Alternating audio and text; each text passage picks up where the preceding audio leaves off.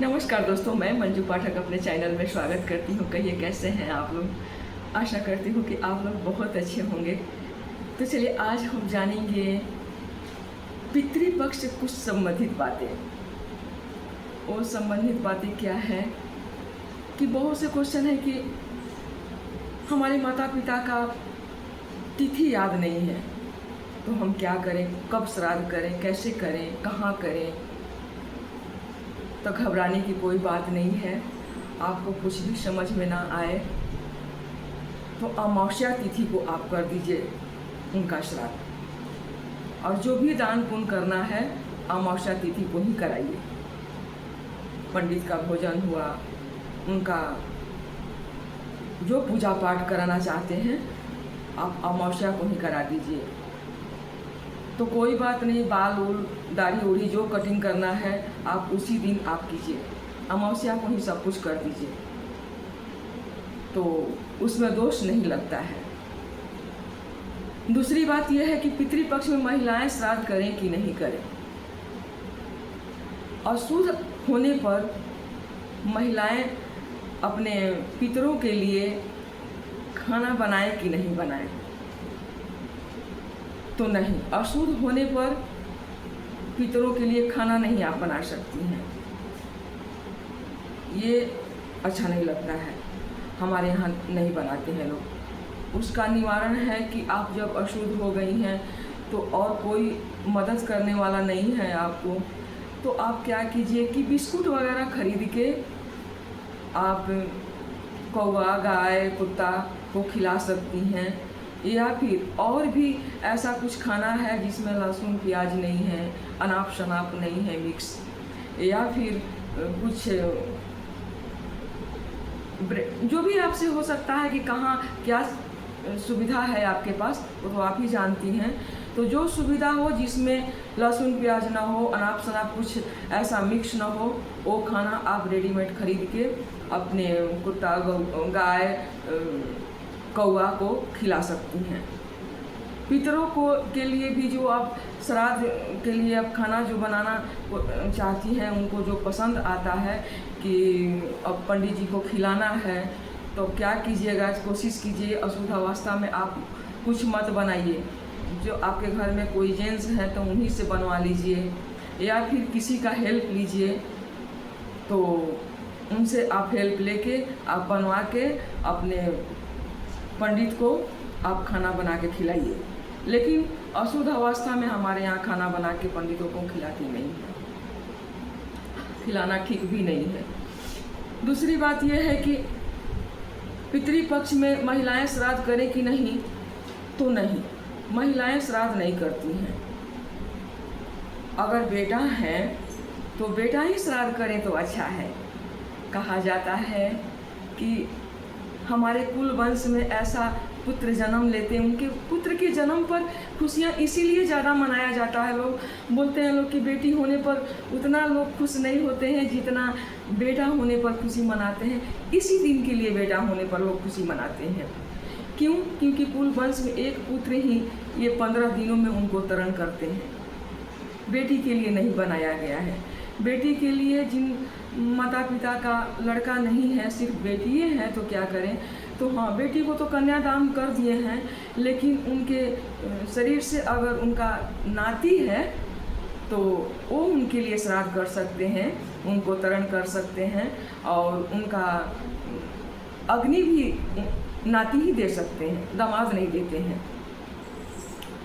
तो बेटा अगर है तो बेटा करें तो बहुत अच्छा है, और नहीं करते हैं तो ये पितृदोष भी लगता है, ये भी बात है।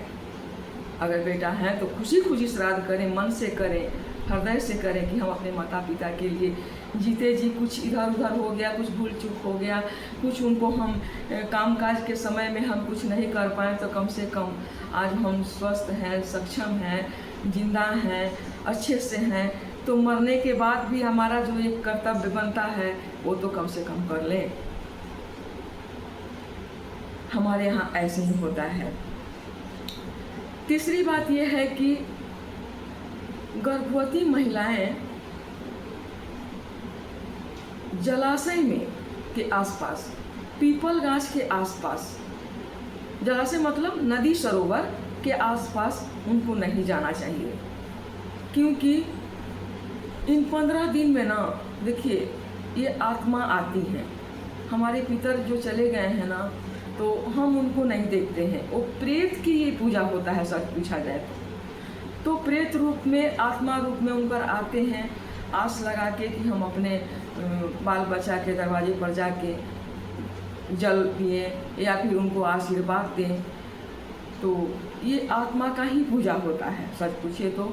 और इस समय गर्भवती महिलाएं जलाशय के नीचे नहीं जाए तो अच्छा है, क्योंकि आत्मा भटकते रहती है इधर आसपास, और पीपल गाछ के भी आसपास भटकते रहती है।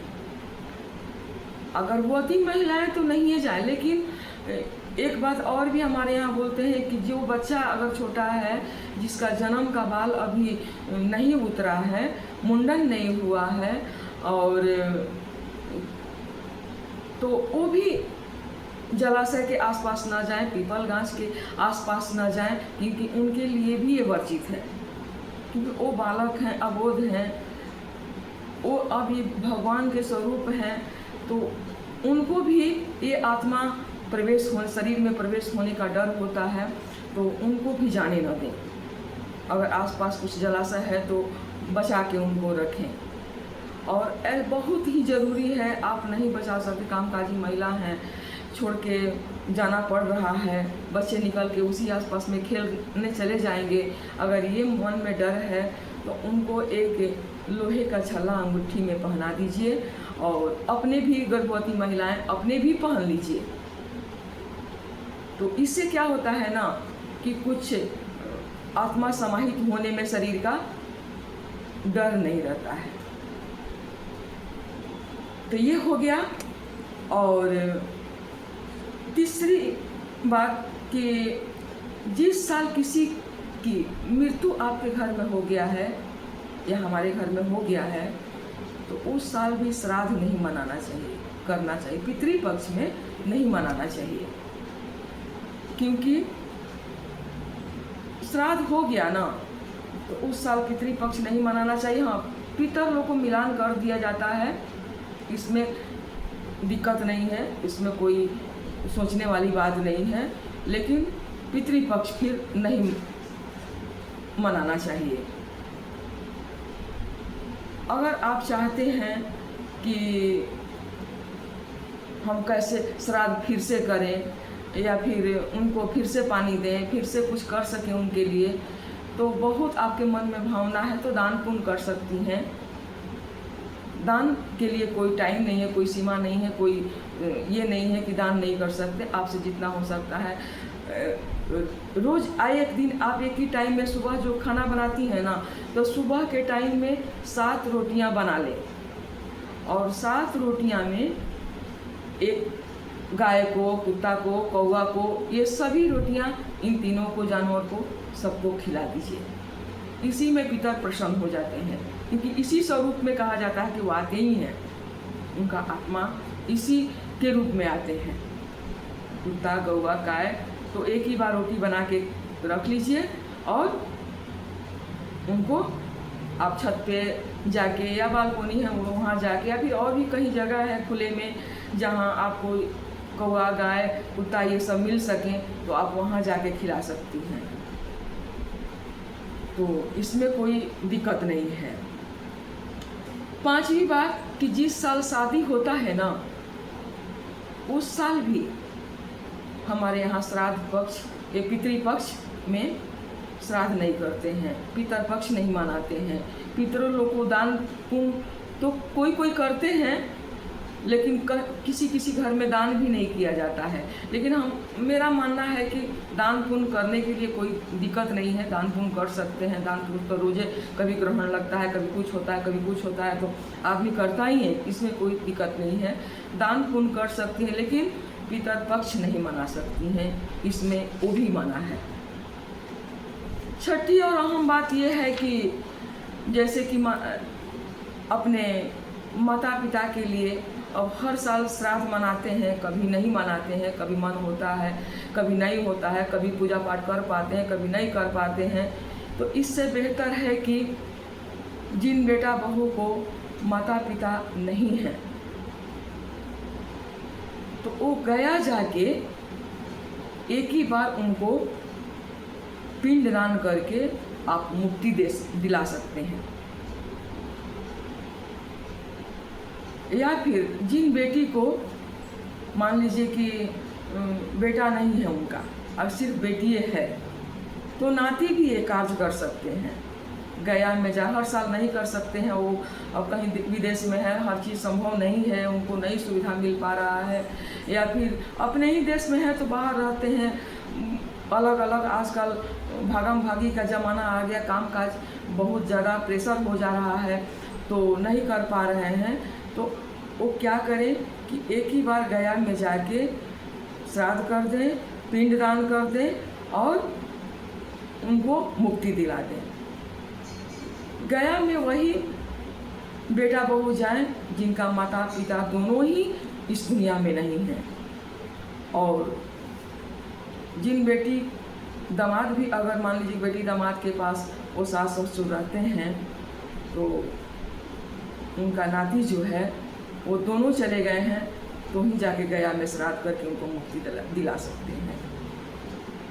इसमें क्या होता है कि एक बार जब गया में बैठ गए तो फिर आपको हर साल श्राद्ध करने की, उनको बार बार पितर देवता का पुण्यतिथि मनाने का आवश्यकता नहीं पड़ता है।